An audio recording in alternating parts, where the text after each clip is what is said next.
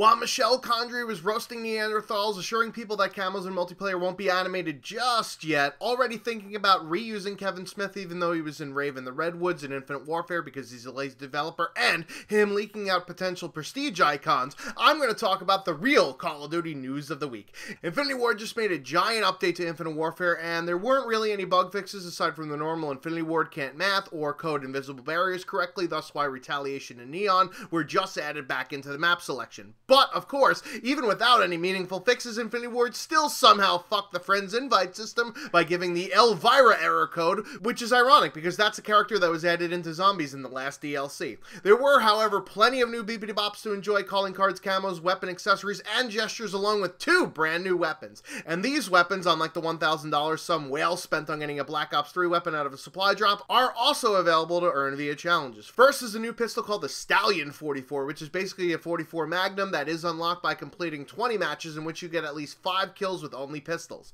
Second is a new semi-auto assault rifle, the G-Rail, which really reminds us of how the Call of Duty engine is just a modified Quake 3 engine from back when arena shooters were king and the railgun was the real MVP. However, this gun borrows an element from the upcoming Quake Champions railgun, whereby if you ADS, you charge the weapon to fire a more powerful shot at max charge. We saw this during a previous Call of Duty news video where leaked weapons were shown, and at the time this was an LMG, not an assault rifle. Anyways, to unlock this camper's paradise, you've got to complete 20 matches where you get 5 hip-fire kills with the Stallion 44, which is more AIDS than Eazy-E.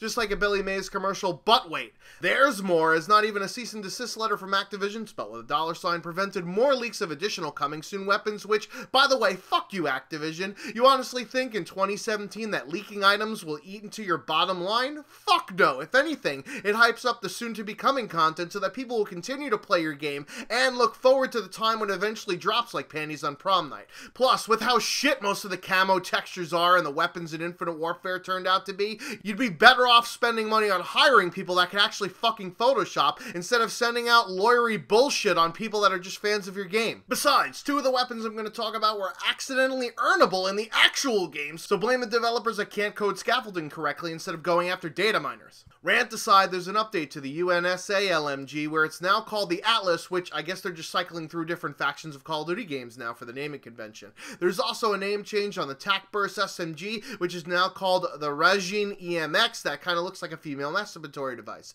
There's a new weapon which takes the P-Law gun model, but the name will ring a bell, Venom X, which was the Field's gimmick on the Dome remake, not named Strike Zone or Genesis from Call of Duty Ghosts, and was also used in the Extinction game mode, but hopefully it'll actually kill shit unlike the Howitzer. There's also 2 new melee weapons from Shaolin's Shuffle making their way over in the Katana and Nunchucks, which is a type of minimum effort content that I come to expect from Call of Duty. Considering that I don't see the axe all that often, hopefully it won't turn this game into a melee fest like Smash Brothers or Black Ops 3.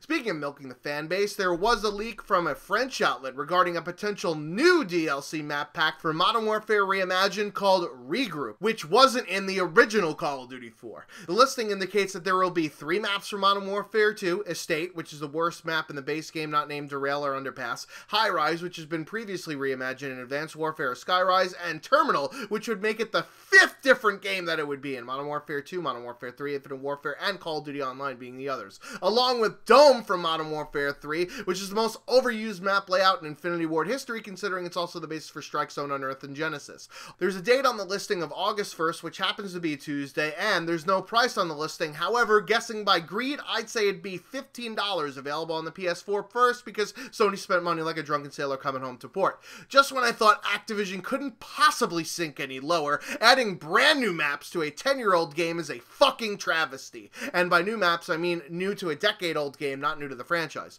Oh, and the Variety Map Pack is on sale for the Xbox One if you have a gold membership for $9.75, which is only a quarter less than it was 10 years ago, and $9.75 more than it should be for DLC in a remastered game. I can't believe how many defenders are still commenting on my plea to not buy Modern Warfare Reimagined video because of all of this bullshit, but I guess we get the franchise that we deserve with the dumb shits that play it. I've been the Schwantz27, out like Lucky Whitehead in Dallas. Until next time.